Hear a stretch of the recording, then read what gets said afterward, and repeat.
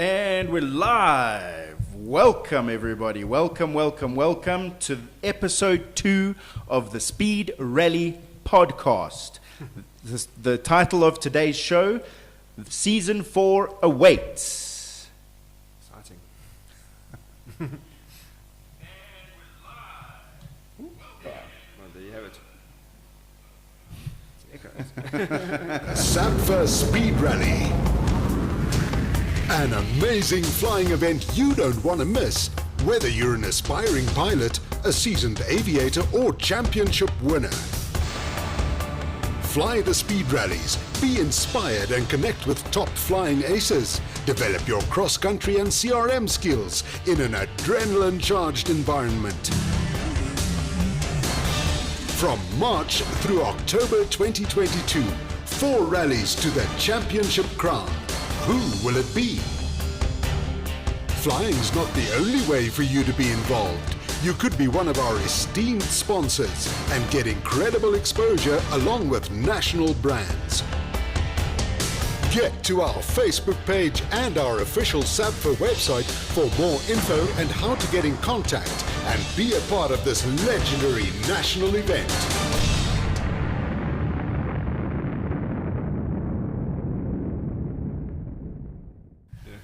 And we're back. Welcome, everybody. Welcome all the viewers at home. Thank you for tuning in. We're looking forward to a wonderful episode here. I am joined by 2 amazing guests tonight. Thank you very much, you guys, for making the time and coming out here and talking all things Speed Rally with us here at the Pilot Insure Central Studio for the Speed Rally podcast. This is our 2nd episode. Can you believe it? They let us come on air again. So we kind of been too bad the first time. Anyway, with me today I have Leon Verloon from Flying Eyes. Leon is a private pilot and a sponsor of the Speed Rallies. Welcome, Leon. Thank you very much, David. Thanks for having me. Appreciate it. Very nice. Thank you very much. And on my left, I have a very special guest. We have the absolute winner, the championship #1 pilot for the season 3 of the Speed Rallies, Mike Blackburn. Welcome, Mike. Thanks, David. Thanks very much for having me. It's really exciting to be here. Lekker, man, lekker. I'm very excited, and thank you very much again for being here. I just wanted to say for the viewers at home, where you're watching on all of your different devices, please be sure to comment and ask us questions. Your suggestions and questions and comments are very welcome. So man, thank you very much, you guys, for tuning in. Right, I'm going to talk about sponsors. So this Speed Rally is a very special event. It's very close to my heart. And without sponsors, as we all know in these sporting events from all around the world, without sponsors, we just don't get them to the level that we want to be able to elevate the professionalism, the competitiveness, all those awesome things that a sport is supposed to be. And the Speed Rally really encapsulates all of that. So without further ado, and before we get chatting to you guys, our esteemed guests, I want to cue McCarthy Kunene is a dealership in Witbank, and they were gracious enough to be our headline sponsor for this Witbank event. It's the first race of the series in season 4. So I'm going to cue a couple of their shots here, and take it away, guys. Okay, we're still rolling. So they've got a couple of really cool specials on their cars, and they've got a great they've got a Jeep and a Fiat and a Mercedes, as well as a Mitsubishi dealership that sells new and used vehicles. So hit them up if you're ever in Witbank. They'll give you a great deal on a car. Okay. The video playing. Cueing the video. The joys of being live. The joys of being live and technical glitches, but we're rolling.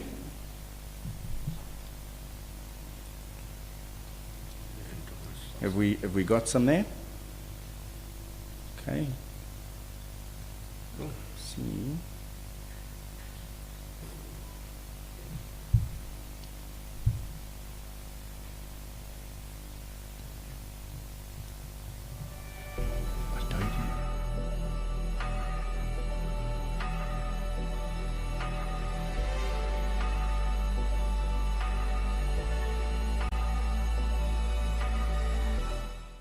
Right, and we're back. Thank you again to McCarthy Kunene for sponsoring the headline sponsor for the Witbank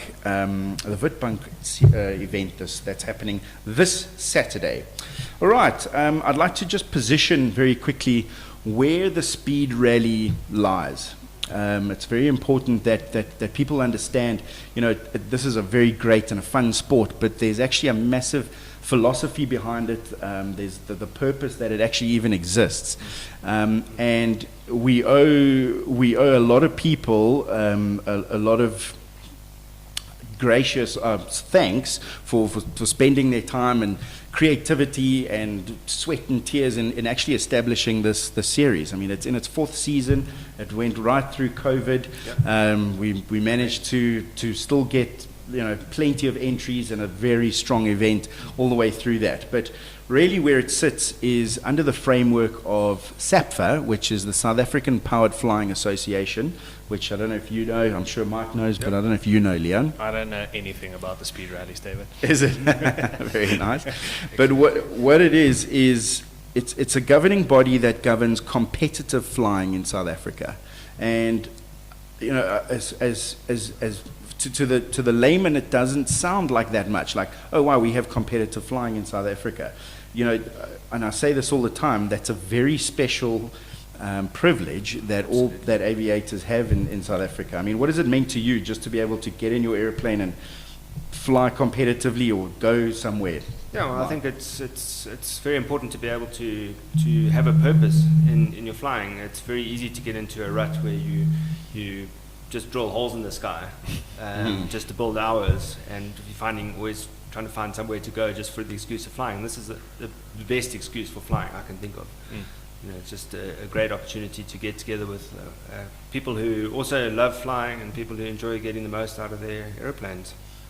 Yeah, absolutely. And in a safe, competitive environment, there's not much not to like. Yeah, absolutely. Yeah. And Leon, I mean, you've seen some of the action, and you did say you know nothing about speed rallies, but I don't think that's true. No, it's not. No, I think, and Mike and I were talking just before the show, before we went live. I think it's like Mike said, it's a cool way to get into flying and to get into using your aircraft in a different way than just trying to go somewhere and whatever. But I've been following along for the last year or so, and I've been lurking in the shadows, not quite entering my own team yet. So, but I think we're going to check it out this Saturday, and I think I'm getting there. But I have a couple of questions which we'll get to during the podcast. But I think the speed rallies is a good way for general aviators to do something and to get networking with other guys in the industry and other guys that are using their own aircraft, and you never know who and what you might meet on these type of flyaways and these events. So. Absolutely, I've met some of the most interesting people on these flying weekends. It's been great. I think the other good thing is that it's not as intimidating as precision flying. So when people think about competition flying, they think about navigation rallies and spot landings and that sort of thing. Yeah. This is a lot more accessible to the weekend warrior pilots who perhaps don't have as much time to put into excessive amounts of training and that sort of thing that you would have to do if you were aiming for a Springbok colours in precision flying. So that's one of the good things about it. Absolutely. From your novices to your more elite pilots and your more experienced guys and girls all coming along. I mean, we have a huge contingent of student pilots taking part along with their instructors, which is really fantastic because, the kind of relationship and CRM that builds along a cross country and a nav in a high pressure environment, not life or death, but like you say, highly competitive, adrenaline filled, but still safe and still what a great way to build your skill as a learning pilot. Yeah, and I think just working together with another person in the cockpit, most of your training is basically you trying to prove to your instructor that you are capable of doing this by yourself, but now you sort of a little bit more, you depend on someone else. I think that's a good skill to have, especially if you want to go forward working in an aviation environment. That's a very good skill. Absolutely, and workload gets quite high very quickly during the speed rallies. I can imagine. It's good to have people or someone that you trust and at least know how they work. So I think there's a lot to be said for the teams for having a team rather than doing it individually. Absolutely, and we've got some serious teams that have been taking part in some pretty a huge number of events. I mean, we've got Phil Wakely and Mary de Klerk having entered 15 speed rallies before, so this is their 16th one, which is quite amazing. I think that's actually every single one that they've that there has been, so really good. And Quentin Kruger and Johan Whiteman also at 12 events each.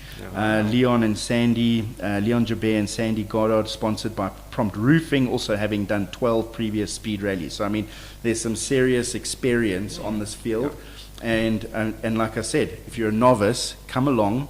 You're rubbing shoulders with really some aviation elite here. Yeah, and they're all fantastic people and very approachable, and it's very good for the guys coming in who are just starting. You can have a chat with Mary or have a chat with Quentin, and you'll learn a hell of a lot from them.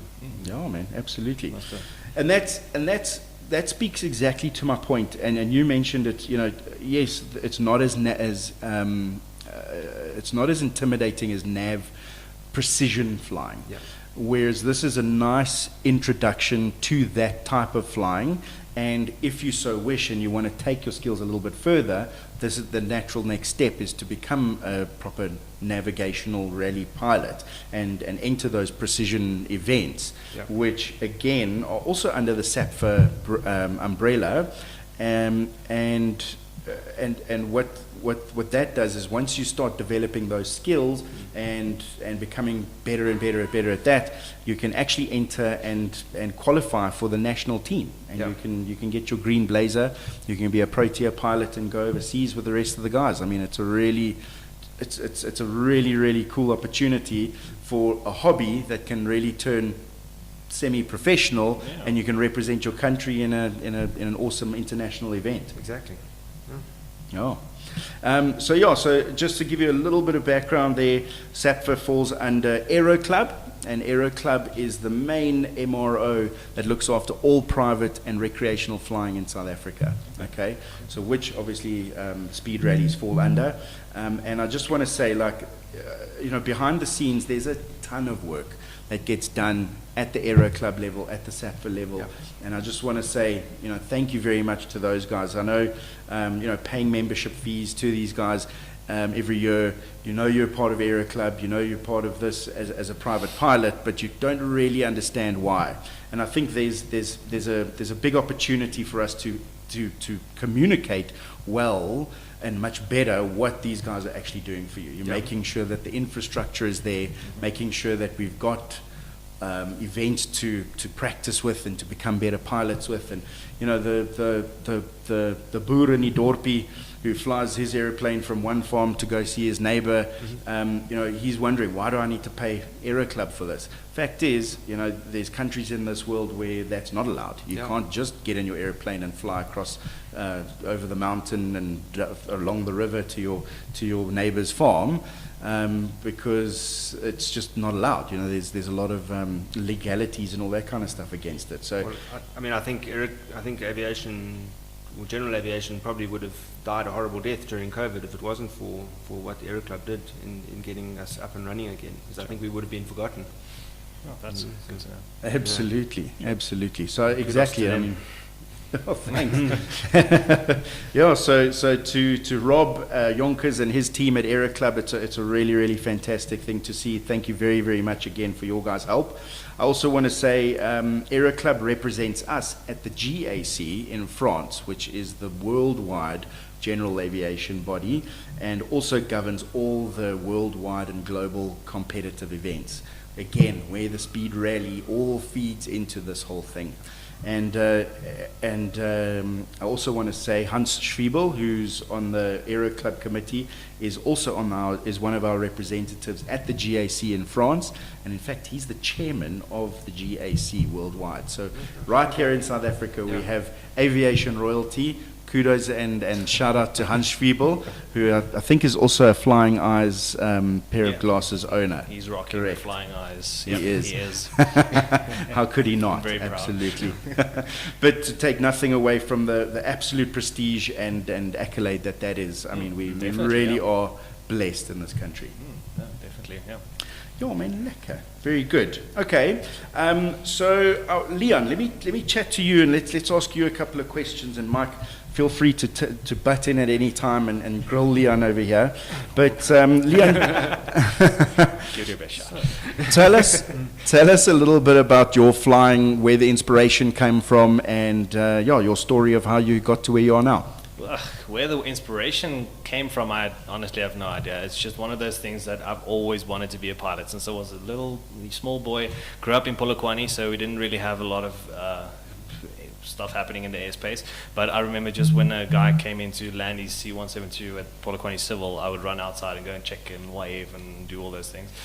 So the passion was just always there. I mean, I can't tell you where it came from, and that's all that I've always wanted to do. And the opportunity came around about 3-4 years ago for us to move the site to Pretoria, my family and I got the opportunity to start off my PPL and did that, finished at Wonderboom, and yeah, now I'm busy with my comm, busy doing as much as I can, trying to get involved in different ways. And I think that's maybe something that surprised me a lot, is how many different aspects of flying is available to you just as a general aviation pilot. Just by having your PPL, there's so many different things that you can do. You don't necessarily, because people run, and there's a guy, Craig Wood, who you obviously know very well, who always tells me when I have a meeting with him, he always says, don't rush to get in the A380 cockpit at 30, because you're going to be bored out of your mind at 32. Like, enjoy general aviation, enjoy everything that you can, like, for as long as you can. So I took that to heart, and now I'm doing whatever. If I can fly with friends, I do that. If I can participate in speed rallies, I haven't done it yet, like I said, I'm lurking in the shadows, but yeah, so that's my journey. There's going to be no excuse for you at the next one, hey? No, definitely no. I'm talking myself into a bit of a rut here. I'm realizing that. Just pencil him in there. Yeah, exactly. 33. I already claimed number 33. Kudos, Max. Hello. No, so that's what I want to do. Okay, nice, man. You're lekker.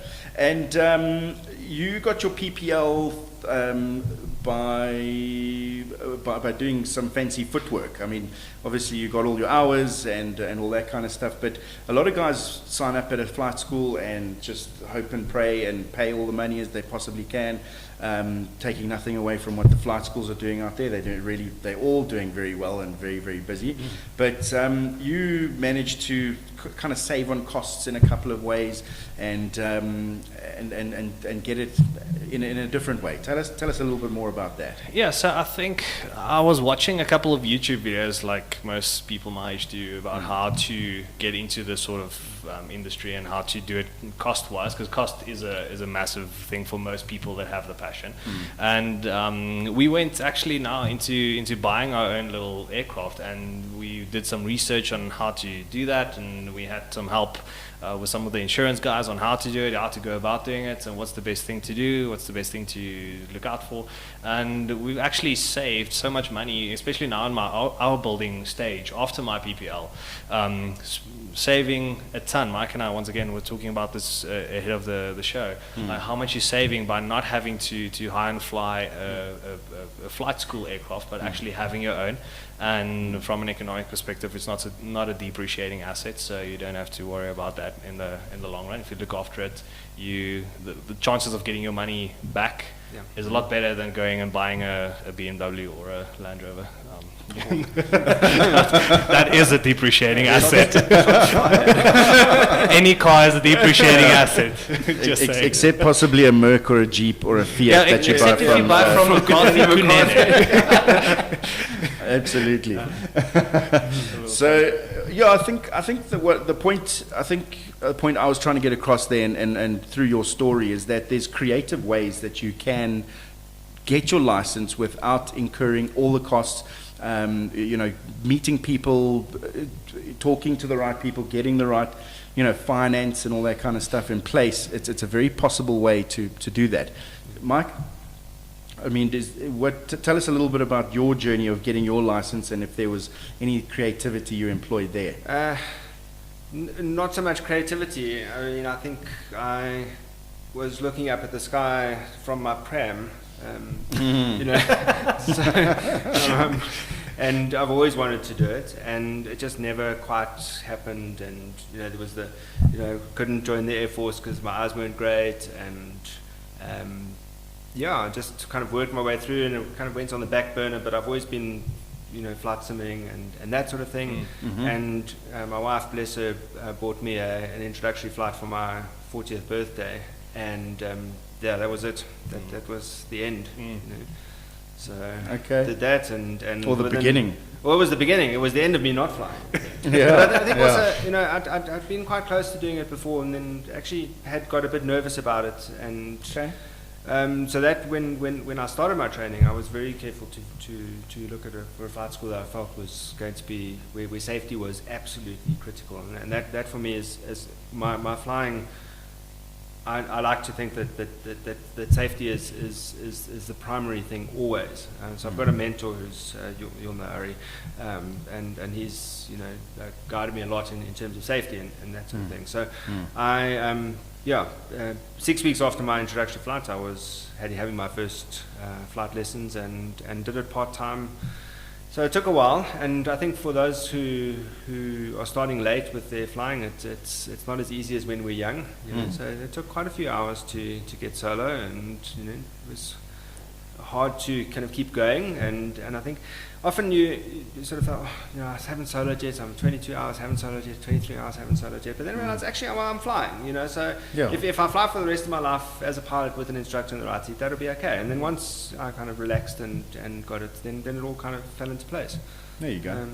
So I did my PPL and started hiring and flying, and that worked well for a while. And then you realize that, half the time you pitch up, the weather's not great, or the person who's hiring the airplane before you has got stuck somewhere, or the airplane's gone tech, and it gets frustrating. That's when you start thinking about how to wangle, having your own airplane. Yeah, absolutely. Try to justify having your own airplane. You never justify having your own airplane. We'll continue trying, though, always. What's the old story? How do you start off? How do you make $1 million in aviation? Yeah, start off with $1 billion. Exactly. Buy a few airplanes. That's hilarious. Exactly. Yeah. So. Okay, and your journey's brought you to participating in the speed rallies, and tell us a little bit about that journey of your first speed rally and what you thought about that and how it worked. Yeah, so I can't remember how we ended up at the first speed rally, but we did, and I flew the first one with my son, who was 13 at the time. Yeah, at Secunda. At Secunda, I remember. Yeah. That was a great introduction, at least, to the speed rally flying, and so we did quite well for the first time, and we had a ball.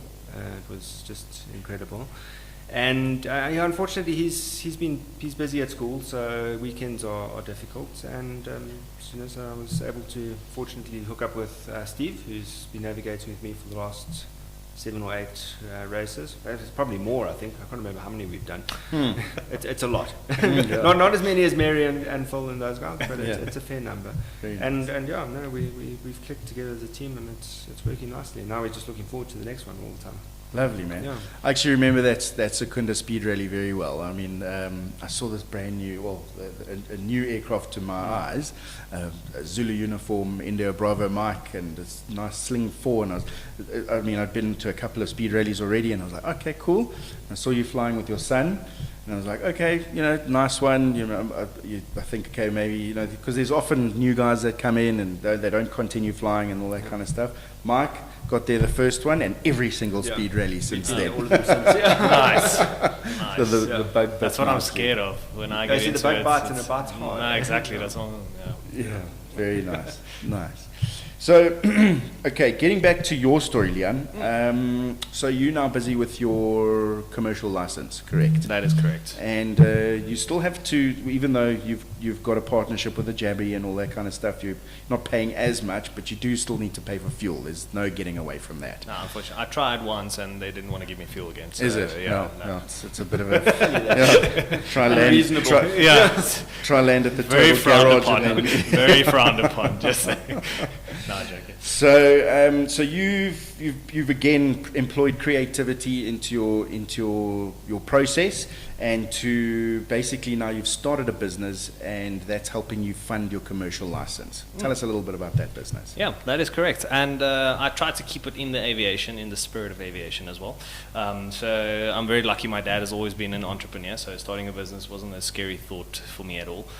So yeah, I reached out to the guys in Flying Eyes in Texas, the United States, and I asked them, hey guys, do you have a distributor or someone in South Africa that are busy distributing the sunglasses? I saw a YouTube video again. I'm really promoting YouTube tonight. I saw a YouTube video again of a guy that just said how comfortable these things are under his headset. They don't cause any noise leaks. They don't hurt his. The temples don't hurt him on the side of his head, and he was freaking out about it. And I decided, well, let me see what the margins are like. Is it a viable business to go to? And long story short, got the distribution rights, got my first couple of pairs in, and now I'm busy selling them in South Africa. It again has opened so many doors for me. I'm meeting amazing people, cool people from all over the place, aircraft manufacturers, and yeah, like you rightly said, David, I am using the funds that I'm getting from selling the sunglasses to buy more inventory and also to fund my comms. So I'm not personally taking a salary from the business. That's purely what it goes to. So Yeah. that's Very nice. That's great. I mean, and like, that's we held an event at Rand Airport 2 weeks ago. It was called the Safety Success event that we had there, and that's exactly what we were talking to. The point is, just showing up and hoping someone will fund you, or hoping mom or dad's going to fund you, or and just getting your license and doing the hours, and then getting your certification, and sending your CV out. It's only going to get you so far. There's definitely a ton of creativity that has to go into it, and that will get you there on a much quicker basis. Yeah, and for me personally, it's just a lot more rewarding to do something and you can say, hey, I did this by myself. And on your way to your com, I spoke to Brian and them the other day as well, and I said to them, you don't stop with the business once you get your com and you start flying full time. I mean, it's always a thing that you set up that's able to run, or you enable yourself to employ people, which is also something we need in South Africa. So I mean, there's so many good things that can come of it. The skills that you're learning. So and like I say, I'm just very excited to be paying for my own stuff. I don't want to look into someone's eyes. If it comes along, like, I'm not going to say no. Like, no one will say no for a sponsorship. But I'm not standing... Looking for sponsors. Yeah, so if McCarthy Kunene wants to...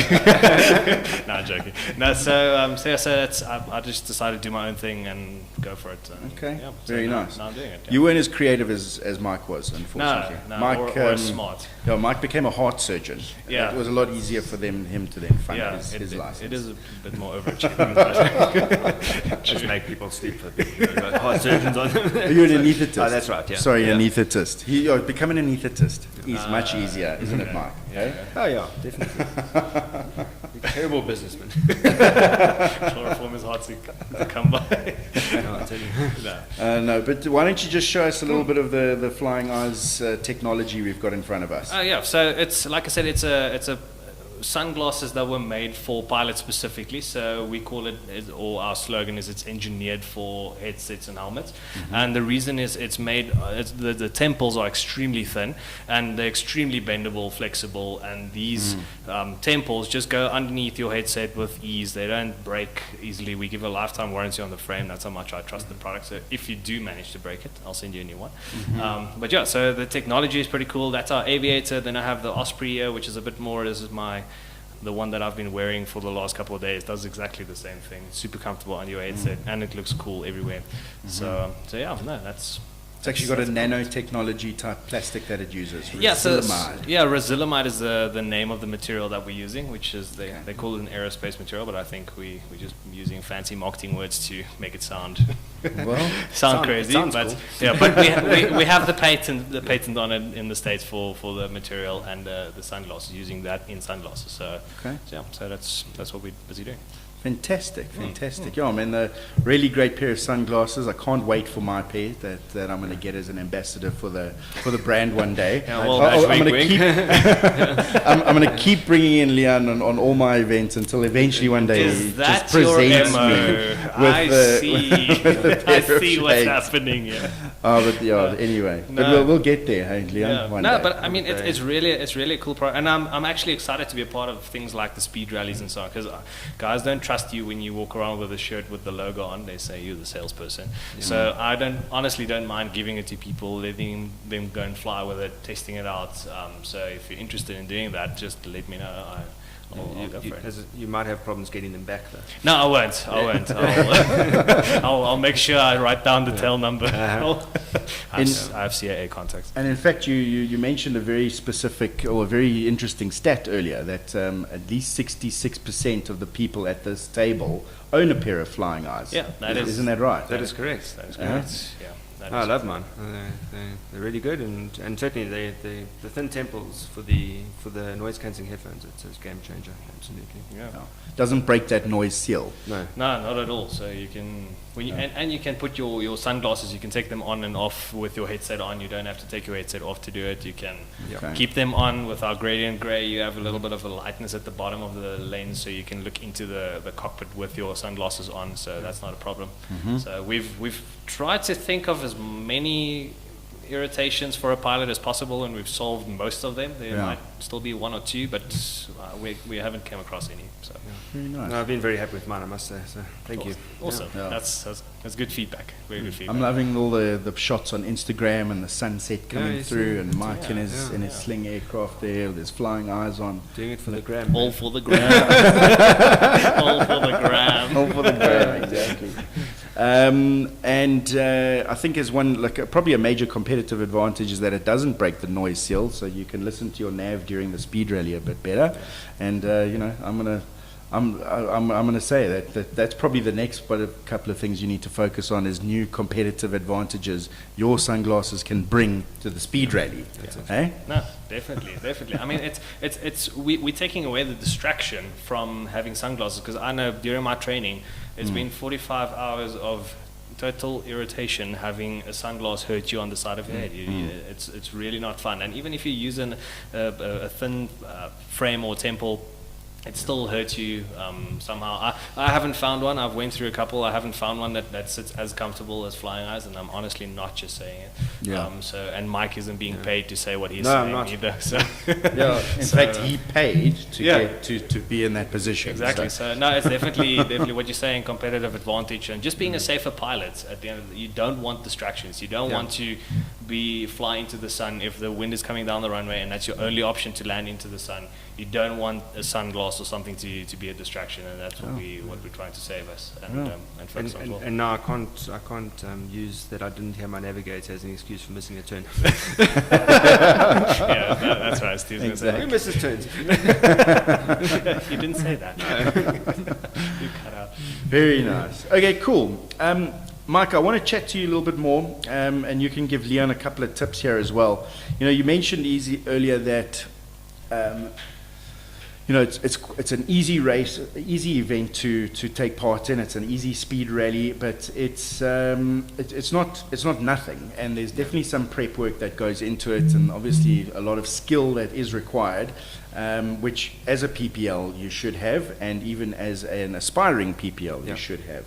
So tell us a little bit about your journey before a race. What kind of prep work do you do? And how do you strategize to win? Yeah, so basically what happens is we don't eat or sleep for 48 hours beforehand. Okay. And we get people to beat us with birches and so on. No. They have to cut weight as well, like the UFC absolutely, guys. Carbo loading and all that. Nice. But seriously, we there's not a lot of prep that we go through at the moment. I think a lot of the prep that we did was when we first started. We did a couple of rallies. We made some mistakes. And Steve's a very good analyst, so he's very good at looking at seeing what went wrong here and why did that happen and how can we do that better. Talking about Steve Briggs, your Steve navigator. Briggs, my navigator, yeah. And the good thing about Steve is he did geography at university, so he's quite handy with the map as well, which is always helpful. Absolutely. And I think that's the thing when people, the big surprise for me when I first started the speed rallies was I was expecting an aviation map, and then I get this 1 in 250,000 survey map. So I haven't seen one of those since matric, So okay, let's look at those buildings. Okay, all right. So once you get over that, and then we've done a couple of things which we think work for us. And not to take anything away from how other people did. Everyone has their own way of doing things. Initially, when we started, we tried to copy how other people did theirs, and it didn't really work. So, and the game changer for us actually was the President's Trophy race last year, because what normally happens is you get 2 maps in the speed rally. In President's Trophy, you get 1 map, and we initially panicked because we weren't expecting to only have 1 map. And we realized that actually having 1 map is better. So we only use 1 map now. So and we have it in the middle of the airplane, and we both follow along as we're going. So that's the first thing. And the other thing is just cockpit organization. And I think the guys who do the precision flying and the navigation rallies have cockpit organization down off pat. So I don't presume to tell them how to do cockpit organization because they are experts at it. I mean, you just see all these airplanes with, pictures stuck all over them. Yeah, and the sticky notes and stuff. So our concession to having pictures is we've got a clip on the dashboard, and we separate all the images so they're in the right order, at least for the turns, and we just throw them in the back of the airplane. Yeah. As we go, and that seems to be working for us. The other thing which Steve has done is we've got a proper clipboard with the markings, the minute markers down right on those, and I think that helps. And we some guys look at total time, we look at time per leg. So if we're late or early for something, then Steve will tell me we early, and then I can tell him, well, yes, because there's a tailwind and we're doing 135 knots instead of 105. So and then we can adjust the times real time for that. But I think the situational awareness from both looking at the same map and looking at the same part of the same map really helps. And there's been a lot of controversy about heading or track made good and that sort of thing. And maybe I'm kidding myself, but as far as I'm concerned, the first and last time we look at the heading is coming out of a turn, and then we're trying to visually navigate. To the extent that we're trying to fly between 2 buildings. The line goes between the buildings, we're going to put ourselves between those buildings. And that certainly helped. But we're still novices. The real experts on navigation are Mary and Phil and Quinton and Leon and Sandy. Those guys have a down pat, and I think we think we had a little bit of luck as well, which always helps. Well, I mean, you give kudos to those guys, and so do I. But you did emerge the victor of season 3. So I mean, you guys must definitely be doing something right, and that's why we're on here to try and learn your tricks. I think is the try and learn your tricks. In fact, some of the guys at the bottom of the list here definitely paid me to get some insight into your cockpit. So. But I think it's that the nice thing about it is that it is the team approach. So we have each other's back, and it's quite it's nice to have to trust your navigator. So when it is getting tight towards the end of the race, and I was saying to David at the beginning, or before we started at least, that being on the slow side of the field means that we get a whole lot of chaos that comes at us from behind. And we're getting past as we finish. Because the seeding and the timings work so well. So we do get an exciting finish, but it means that I need to be eyes out, and I can trust Steve to get us in where we need to be. Yeah, absolutely. That's very important. There's a very important word that you mentioned earlier, and that's absolutely. It's not absolutely. It's called situational awareness. Absolutely. And I think. Let's see how many times we can say absolutely on this podcast. But situational awareness is obviously probably the most key thing you need to have, and that comes through in so many different ways through. Like you say, situational awareness of the cockpit management, of your navigator, of what's happening outside, And I think you mentioned flying through buildings. I don't think you mean flying between Santon City and the Leonardo. No. You're more like, what do you actually It wasn't mean? me, it was someone else. So I mean, some of the things you're looking out for are farmhouses. Yes. Farmhouses, dams, rivers. Yeah. And unfortunately, the only problem is that the maps aren't often updated as regularly as they could be, as we found out on the day 2 of the PTAR, when there was a very large wire-stayed mast that most definitely was not on the map and was very much right on the middle of the route. Oh my word. So yeah, exactly when situational. Well, it is. I mean, it's and that's the thing. It is. It's high pressure. It's high adrenaline. It's a lot of fun. And yeah, man, just like keeping that situational awareness, I think is absolutely key. Okay, I mean, mast wasn't a problem because we were 1,500 feet above the ground at all times. If anyone asks. Very nice. Yeah. Cool. Noted. Good. Noted. Yeah. Lovely, man. So actually, what I want to look at is this lineup over here. We've for the Witbank Speed Rally, we've garnered up to 21 entrants, which is actually a very cool and a very solid race, a very solid event. Mike, tell us a little bit about what you've read on this lineup over here. Yeah, well, I mean, obviously the team to beat is right at the top. No. Team humility. Team humility, yes, yeah. Team modesty, yeah. No. Yeah, look, I mean, this is a very strong field, and obviously we've got the guys who know how to do these speed rallies. So the Leons, the Phil and Marys, Quinton. So those guys are the guys to beat. Yep. And unfortunately, they're all quite a bit quicker than me. So I don't get to follow them.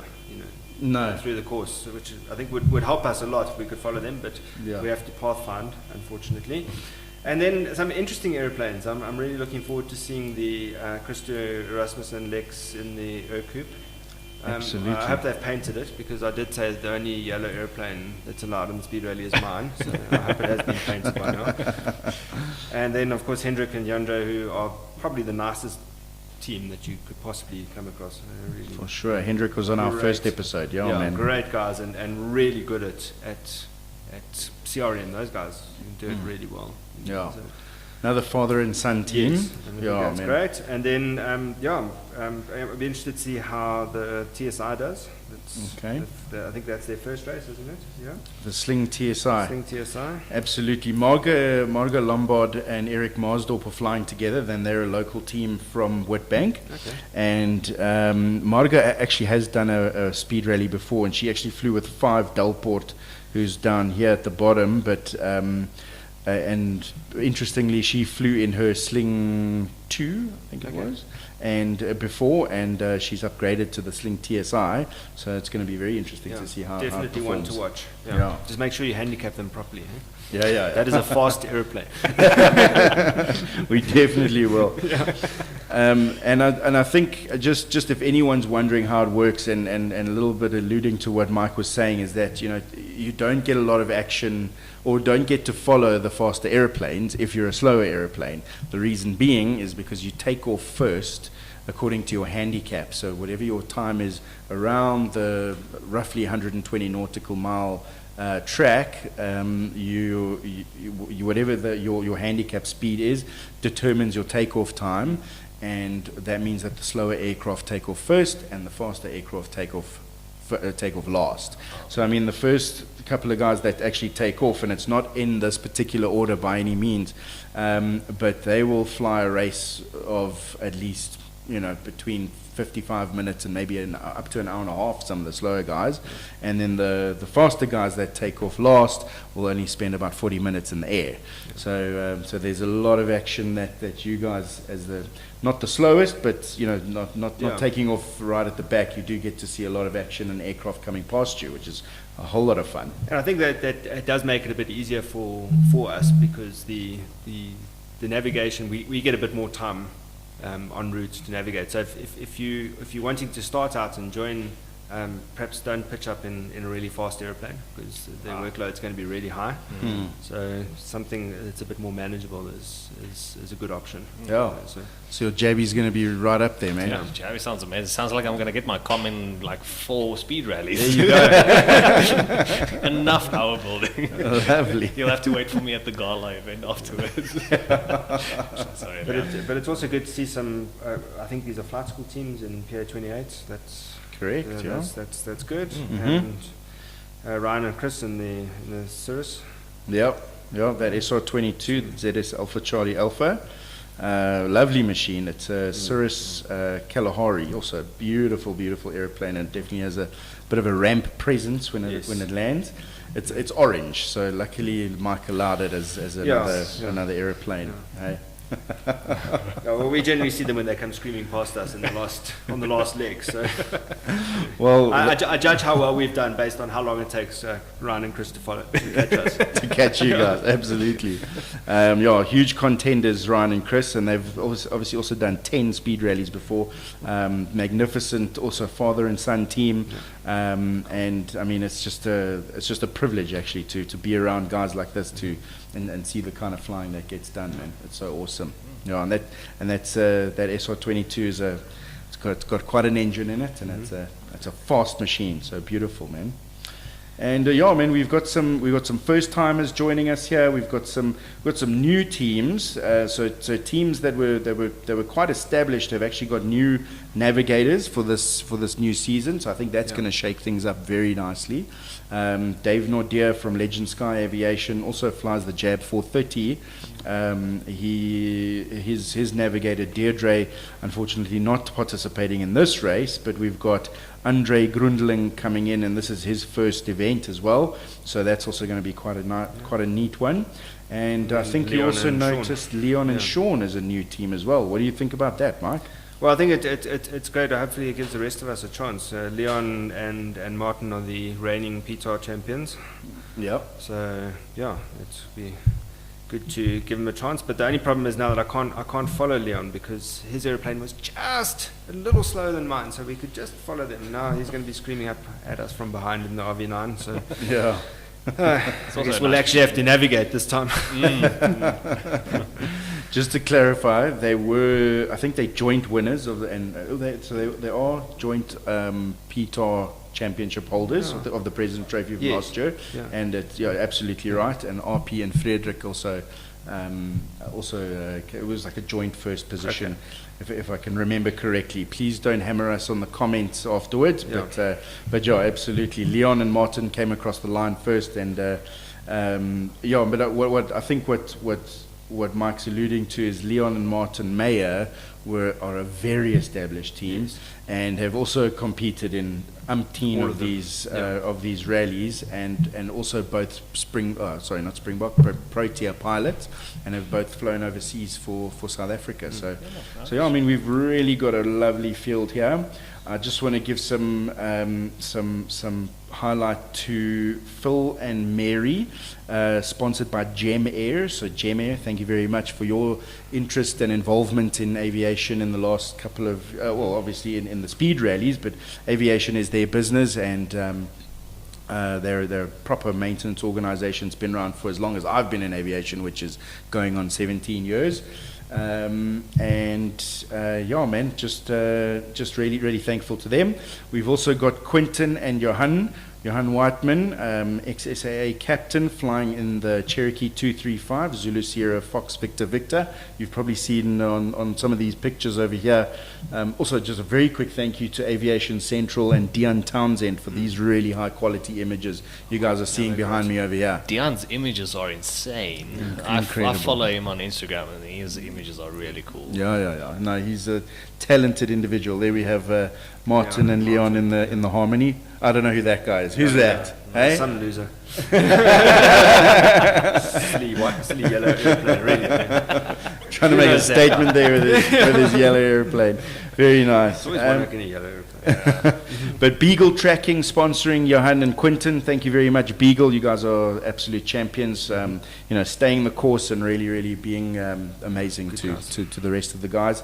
Prompt Roofing, also John T and Sandy and all the guys there sponsoring Leon Jabert and Sandy Goddard in the Lance Air. Also another bit of a beast, hey? Yes, very much. Yeah. Aeroplane to beat as well. Aeroplane to beat, absolutely. There's Leon. Oh, there's Johan Whiteman's. Yeah, I think they are the fastest in the field, aren't they? Yeah, I think so. Yes. Yeah, it's usually Alpha Charlie Alpha and then LNC that then takes off. So, if there's any other faster aircraft that feel like taking part, I know there was a Glass Air at the last President's Trophy. I think that was the fastest airplane. Yeah. It took like No, every. it was Dieter from Krugersdorp in That's the. right. It's also Lance. Is it a Lance? Yes, Yeah, it's a Lance. the 300, I think. That's right. Dieter Bock. That's right. Yes. Okay, yeah, man. And so Prompt Roofing, thank you very much. And then we've got the new team, Leon and Sean Barron, both not new to the speed rallies, but both have been participating in quite a number of these events, but just a new pairing up. So definitely, I think a lot of skill there and a nice fast airplane, and Definitely a team to watch. Definitely a team to watch. So very nice. Aviation Direct being their sponsors. Aviation Direct obviously does all those different products. Easy Cockpit. Cockpits, yeah. What else do they Easy do? Planner. Easy Planner. Yeah. Great equipment, great software, great guys. Great software, yeah. So thanks to those guys. They fly out of Eagles Creek. Eagles Creek. Both Leon and Sean. So yeah, man, awesome stuff to see. Oh, lekker. Time is flying, guys. I have so much more to say. It's like it's just going. It's going pretty well, hey? It feels like it here. No one's sworn yet. We're trying to keep it family friendly, Absolutely. Mike. We're trying to keep it family friendly. There's a lot of father and son teams here. A lot of, you want your kids to come into aviation and to participate, man. But I think the nice thing, the good thing about these guys, and I was looking at the team list and thinking, oh, nice guys. This is about the nicest bunch of. I mean, pilots are nice people generally, but these are a nice bunch of guys, and it's really friendly, great camaraderie. It's good fun, and I think that's a major part of the appeal of the speed rally. It's such a nice bunch of people. Beautiful. Yeah, man. It really is. Except for Leon. Yeah, except for Leon. I'm not. He's not there yet. So once he joins, he'll become a nice Exactly. guy. Yeah. Or bring the average down. Yeah. Either way. One of the two. We'll see. Very nice. Ach, lekker, man. And okay, cool. And then, so obviously the numbering isn't exactly. We've got provisional race numbers in here, but the ones we definitely knew were Mike Blackburn and Steve Briggs as the number one contender and winner of the last speed rally, and Phil Wakely and Mary they came in second, and then we mentioned Martin and Leon before, they came in third. So some really prestigious guys, and we've got a lovely field. I'm really looking forward to this event. It's looking super. It's going to be great. Nice. Okay, I want to mention a couple more thank yous, just if I can, guys. I would like to give a big shout out to the Brian Air podcast again. I just think, guys, if you want your airline and your aviation information news, please go ahead and subscribe to them. They're a big supporter of ours. We're a big supporter of theirs. I actually snagged Leon as a guest from there. He was originally on the podcast twice already. Yeah. So he's like a part of the furniture over there. So I thought, you know what, Leon, I need to get you on my show. So kudos and thank you very much again to Brian and Ryan. All right, and then I would also just like, if you catch their show on the 10th, we're actually doing a podcast on the 10th, and they're doing a podcast on the 10th. And if you watch both, you're going to see yours truly on both of those shows. Can't get enough of David that day. Maybe you can. Just clear my diary. Yeah, so that's going to happen. But yeah, I'll be there talking about all different events and obviously the speed rally as much as possible. And yeah, man, just spreading the word and getting it out there. Building aviation. We need that 40 aircraft field. It's coming, man. I'm telling you, we even after all of the weather issues, in fact, there are some weather questions at the moment. So I don't know, I haven't been able to see my phone or my screens or anything. There will be weather. There will be weather. It might be good. Yeah, let's hope. 100% chance of weather. See, talk nicely to Lauren, and then she'll sort out some good weather for us. Yeah, exactly. Yeah, I forgot to do that, man. Lauren, yeah, get her on the show. Get her on the call. Absolutely. So, and then again, I just want to say thank you very much to SAPFA again. All the work you guys do, it's really amazing. There's, like I said, a hell of a lot of work that goes on in the background. Aero Club as well. All the other AROs, MoGas. Mention them all the glider guys, the gyro guys. If I don't mention you, please don't bollock me. But we love aviation in all its forms, and we love the fact that we have these guys looking after private aviation. So it's a really good privilege for us. And then I want to quickly just talk about some upcoming events that are happening.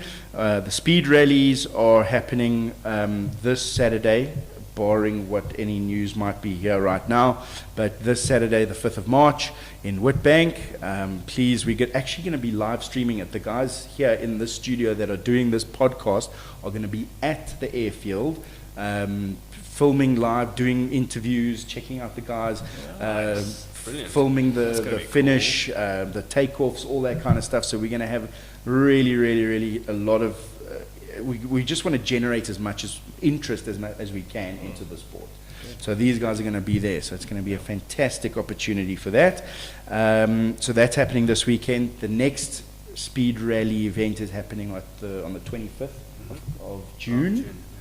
And that's in Kroonstad. That's the one you're entering. New venue, brand new venue, absolutely. Fantastic. Yeah. 2 new venues this year.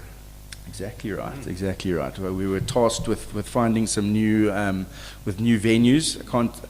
I can tell you that it wasn't an easy job, but when we found the clubs that stuck up their hands and really wanted to do it, it was perfect. There's a hell of a lot of interest and guys really keen on hosting these events. So kudos to the Kroonstad flying community and kudos to the Groblersdal flying community, which is where the 3rd event is on the 20th of August. And then we've got the final circles back to Springs on the 1st of October. So diarise. And then I very quickly want to just talk about the Steady Climb event that I'm actually also hosting.